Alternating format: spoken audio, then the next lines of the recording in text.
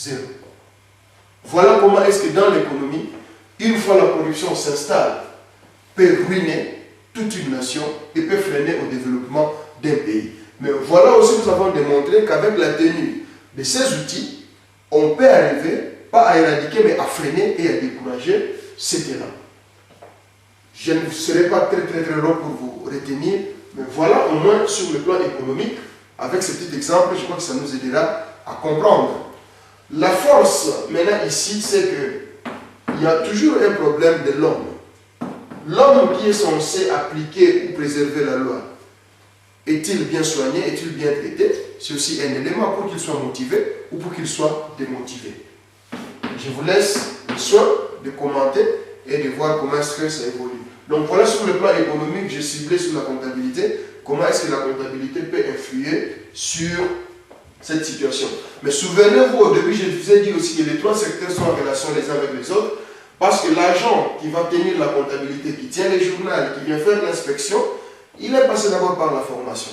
Donc s'il n'a pas été bien formé, si sur le plan moral cet agent n'avait pas une bonne formation, évidemment on ne s'attend à rien ici, parce que quelle que soit son intelligence, il va utiliser, comme ici c'est toute une intelligence, qu'il utilise au lieu d'encaisser les 500 000 francs congolais, les mettre dans la caisse de l'État, mais il utilise son intelligence pour réduire, convaincre son client à les rabaisser à 300 000 et qu'il puisse lui bénéficier. Donc à ce moment-là, l'intelligence a détruit.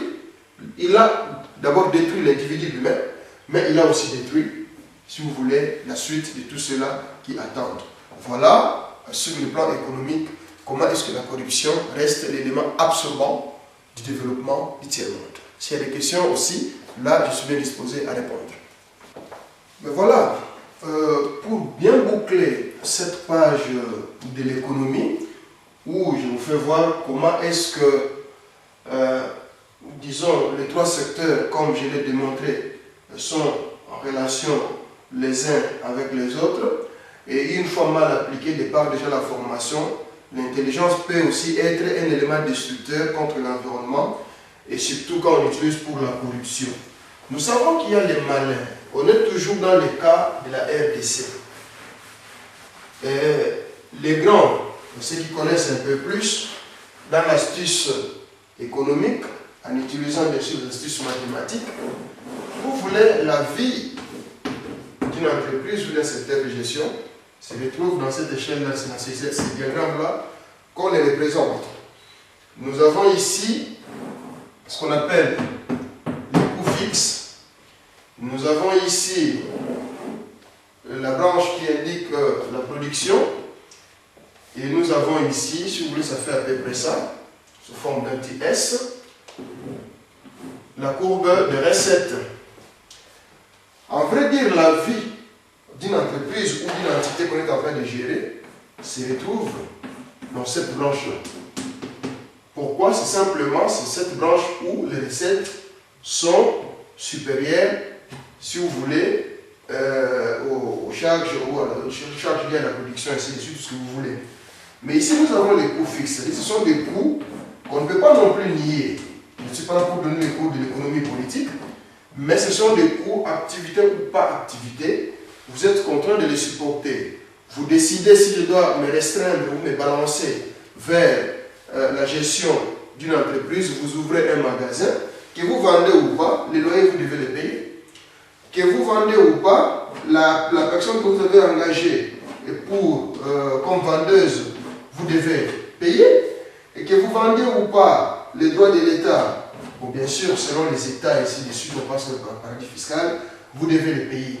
Mais les malins, c'est quoi? Comment est-ce que, quand on revient au cas de la RDC, et toujours utilisant les fameux organigrammes dont je vous ai parlé, pour dire qu'à un certain moment donné, l'exemple doit venir d'en haut. Comment est-ce que la corruption est déguisée? Ou elle se présente sous une autre manière, et pour pouvoir contourner, ne pas être sortie à ciel ouvert, mais elle existe quand même. Qu'est-ce qui se passe au niveau des grands gestionnaires? Je ne citerai pas. Le débat est passé même au Parlement, et certains observateurs continuent jusqu'aujourd'hui à voir. C'est à ce niveau. C'est les coûts fixes qui sont gonflés. Si je vous ai fait cette démonstration, je vous ai dit que la vie de l'entreprise, normalement, c'est à ce niveau-là. Et ces points, ce qu'on appelle les points d'équilibre. C'est-à-dire qu'à un certain moment donné, il n'y a pas de perte. Les recettes sont égales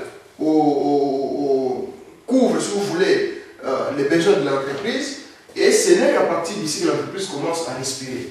Mais si nous creusons un peu, nous voyons comment est-ce que nos entités sont gérées, nos bureaux, les cabinets ministériels, les cabinets d'État, certaines entreprises, vous verrez que ces points ici se retrouvent à quelque part là, vers le milieu même. Certains se permettent d'aller jusque-là. Ce qu'on appelle les coûts fixes.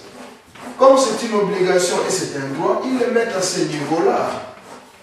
C'est-à-dire qu'au moment où l'entreprise veut quand même décoller, voilà toute cette couche qui vient s'imposer afin d'empêcher qu'il y ait quand même un signal fort du côté des grands ensembles, souvenez-vous, S, qu'on appelle les sociales. Comment est-ce que cette couche vient s'imposer? Nous avons des cabinets ministériels avec autant de conseillers que vous connaissez, moi je ne connais pas, vous êtes des témoins, avec tout ce que cela implique. Si je dois prendre par exemple un cabinet ministériel avec, je prends 20 conseillers, je sais que le travail est immense, je le reconnais. 20 conseillers qu'il faut payer chaque fin du mois, 20 conseillers qu'il faut véhiculer, 20 conseillers qui ont droit aux primes, 20 conseillers qui ont droit à tous les avantages qui devaient être de l'autre côté, je regarde ensemble, on appelle S. Et bien je me pose la question, à quel moment est-ce que ici, même si les choses, les efforts sont faits, il y aura un signal positif à ces points-là. Cela s'implique non seulement dans les cabinets ministériels. Nous avons choisi un modèle d'État où nous avons, je prends les cas des assemblées, nous avons un Parlement national à 2 chambres, où nous avons de l'autre côté un Sénat, et puis nous avons ici l'Assemblée nationale, comme on dit, bicaméral. Combien de membres et les fonctionnements coûtent combien à l'État? Nous descendons la même structure.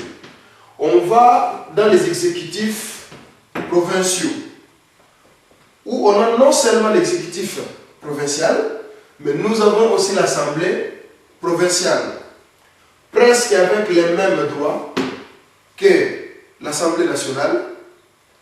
Comprenez un peu comment est-ce que nous gaspillons au lieu d'investir dans ce sens-là. Je ne suis pas contre. C'est comme ça que certains disent que copier c'est bien, mais il faut tenir compte aussi des enjeux et de la réalité.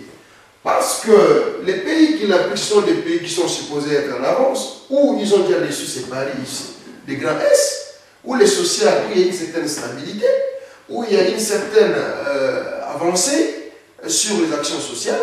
Mais nous avançons, donc on n'a pas encore décollé, mais nous voulons vivre comme si on était déjà au top.